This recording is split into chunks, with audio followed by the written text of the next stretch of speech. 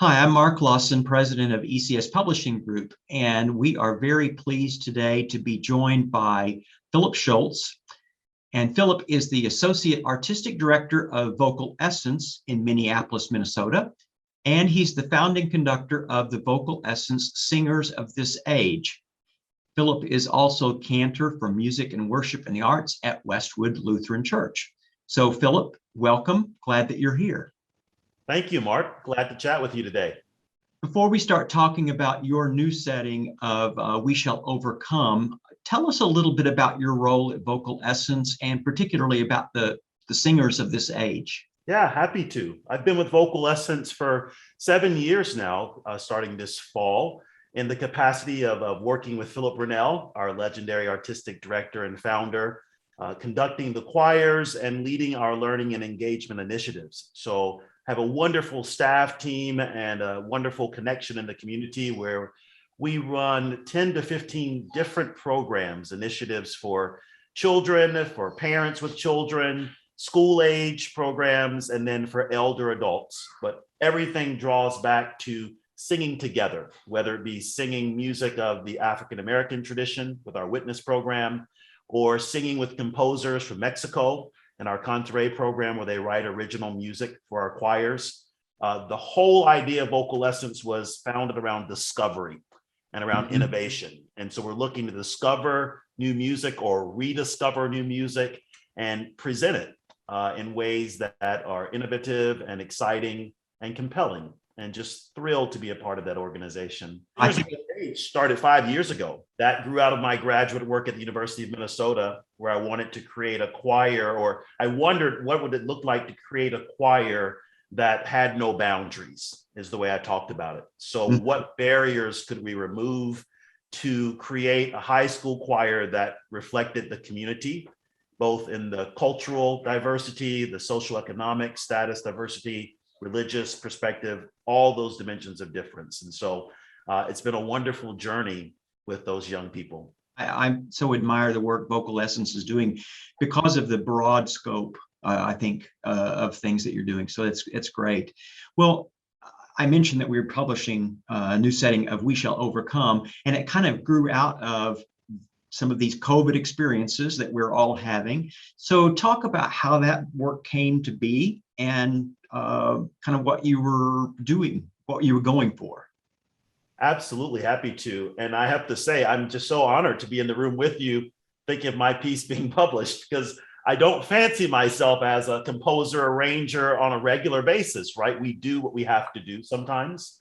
Yep. So this piece did grow out of reimagining our Witness concert, which, as I alluded to earlier, has always celebrated the music and traditions of the African-American experience. And this year's program, we knew the singers would be in person, but it would be broadcast via video. And so it went out online as well as going out on our public television here in Minnesota.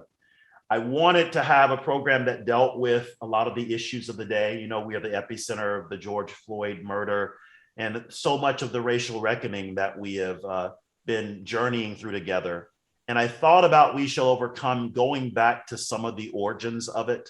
The fact that while it is associated mostly with Dr. King and the civil rights movement of the 60s, you know, it got to Dr. King through other people that we would consider today as allies, you know, white folks who were working to advance certain causes.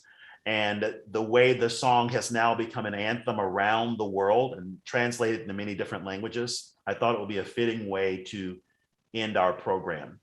And I don't know if you know this or not, Mark, my idea, the sonic idea behind it was, could I take this song and create it in a way that parallels the Lutheran choir tradition, F. Malleus' is Beautiful Savior. So some of the structural stuff came from hearing those Lutheran choirs sing Beautiful Savior, starting with the unison and the humming and then branching out. And I was like, what would it feel like to have a We Shall Overcome that kind of moved in that same way?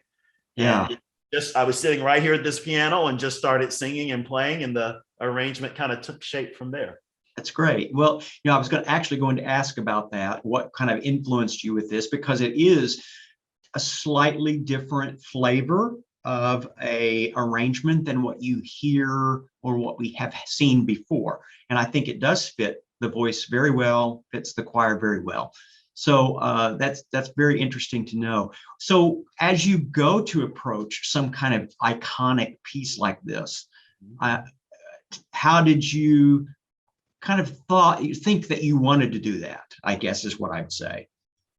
Yeah, well, for me, being, a Black man, this has been a part of my heritage, and we've been singing it in church and just my whole life. I've always resonated with it. And I thought back to many of the times that we would sing it, most often in community settings, right? It's very rare, in my experience, that it was sung in an organized way where the choir had notated score. It always just emerged. Most often we were holding hands, we're locked hands at some event, whether it's MLK celebration or Black History Month, or we would sing it throughout the year as well at church. And the harmonies would just emerge. You know what I'm talking about. People are improvising and expanding. If it started with accompaniment, it often ended a cappella. Most often, I think it was a cappella throughout, and it just was expansive. And I wanted to, because of what I alluded to earlier, to draw attention to the fact that this is not just a song for Black people to sing, right? We do want to honor the fact that this is very important to those of us in the African diaspora, but that others, and by singing these words, it's a commitment that we make together. So I wanted to really approach it in a way that others could feel comfortable singing it with the techniques and the styles that they know. Yeah. You don't have to shift your production for this like we do for many spirituals or for gospel numbers.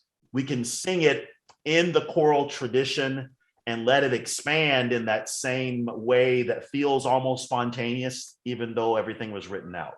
Yeah, it's a really good point, because I think people today are very concerned about when they put something in a program like this, that they put it in correctly and appropriately, maybe even the program notes around something like this, so that they do it in a respectful and appropriate way. Any last words about preparation or hints that you would give a conductor about doing this piece?